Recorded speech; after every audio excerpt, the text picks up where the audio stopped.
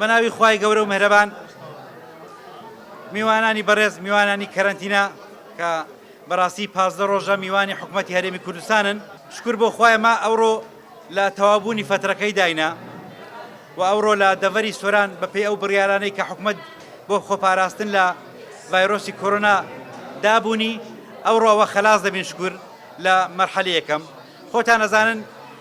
ئەو ڤایرۆسا شتێکی نوێ بوو و ئیجراعاتەکانیش لە هەموو دنیای ئیجراعاتی نوێ بوون، بۆ مەش مفاجئە بوو. پاش ئەوەی کە دەوڵەتی ئیسلامی ئێران ئەعلانی کرد کە ئەو وبایە لە منتیقەی ئیران هەیە، ئێمە بە حکمی ئەوەی حدودێکی زۆرمان بە ئێرانی هەیە ناچار بووین ئیجراعات بکەین. حکوومەتی هەرێم پێم وایە زۆر پرۆفیشناڵانە کەتە سەر ئیجراعات لەوەیدا کە حدودەکانی داخستن، مەتارەکان ئیجراعاتی باشی بۆ کرا، هەروەها بۆ ئێمەش هاتوچۆ داخرا.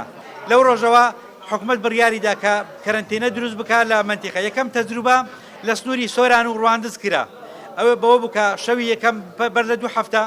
نزیک بە 400 کەس لەو 2 شوێنە لەو 4 شوێنە میوانداری کران لە ئوتێلی زۆر باش بە خزمەتگوزاری زۆر باش. الحەمدولیلا ئێستا دوای 2 هەفتە کە مەرحەلەی قانونی چاودێری خۆیان تەواو کرد، ئێستا ئەمە ئەوڕۆ 288 کەس لەوانەی میوانی مەبوون بەڕێەکەین ئەگەڕێنە ناو ماڵی خۆیان و خەبەری خۆش لەوەیدا ئەوەیە کە الحەمدولیلا یەک خاڵیشمان نیە، یەک کەسیش ئەو ڤایرۆسەی هەڵنەگرتیە. دڵنیا بن ئێستانگۆ ڕەنگە ماندی بوو بن، ڕەنگە زەحمەت و کێشابی ئەو چەند ڕۆژەی، بەڵام ئێستا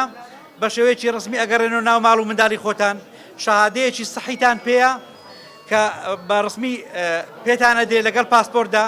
دڵنیاتان نەکاتەوە لە ناو ماڵ و منداڵی خۆتان، لە گەڕەکتان، لە نەخۆشخانەکانتان، لە شارەکانتان کە ئێوە شکر بۆخوا ساغ و سەلامەتن، هیچ ئەو ڤایرۆسە بەلای ئێوەدا نەهاتووە.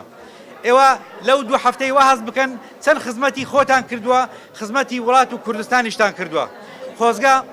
خۆزگە ئەوانەی کە فکر لەوەیەکەنە بە قاچاق بێنەوە و لە ناو ماڵەکان خۆبشێرنەوە، لە شوێنەکان خۆبشێرنەوە، وەکو ئێوە هەستی بەرپرسیارەتیان هەبایە ئێستا لە شوێنەکاندا خۆیان تەسلیم کردبایە، خۆیان ناسان با بۆی ئەو 4 ڕۆژەی خۆیان و ماڵ و منداڵ و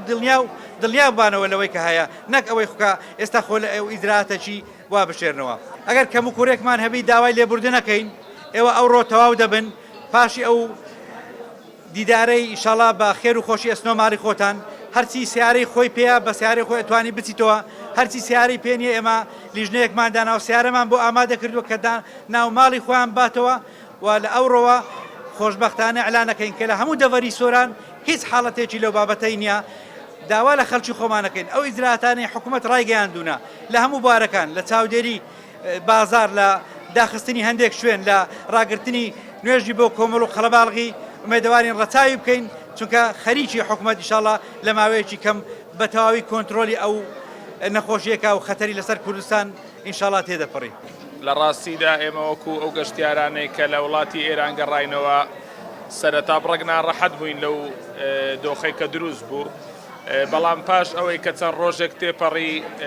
ئەو هەستا بەرپرسیارەتێمان لا دروست بوو کەوا بەڕاستی پێویستە ئەوانەی کە لە دەرەوەی وڵات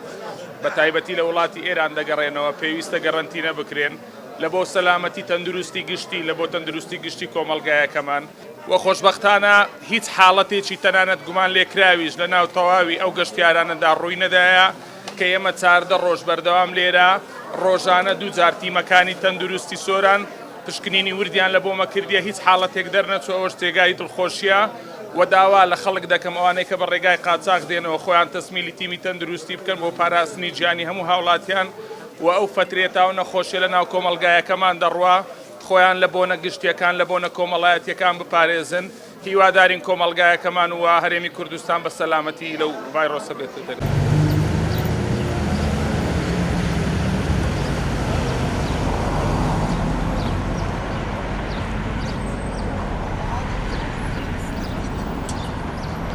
عالم اليونان